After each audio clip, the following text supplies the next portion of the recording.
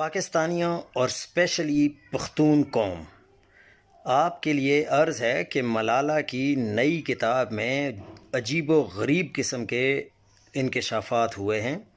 ایک انہوں نے اپنی کتاب میں لکھا ہے کہ جب پہلی مرتبہ چرس پی تو ہر طرف اندھیرا ہو گیا۔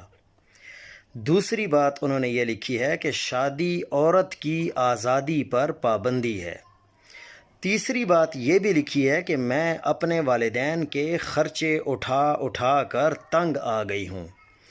چوتھی بات یہ لکھی ہے کہ میرے والد نے مجھے ایک میوزیم کا شاہکار بنا کر رکھ دیا ہے۔ اور پانچویں بات یہ لکھی ہے کہ مجھے پشتون کلچر کی خلاف ورزی کرنے میں مزہ آیا اور میں اپنے بوائے فرینڈ اور حالیہ شوہر سے ملتی رہی، گلے لگتی رہی، آئی لو یو کہتی رہی۔ مجھے الجھن ہوتی تھی جب میرے والدین کی توقع ہوتی تھی کہ میرا بوائے فرینڈ کے ساتھ کوئی جسمانی تعلق نہ ہو۔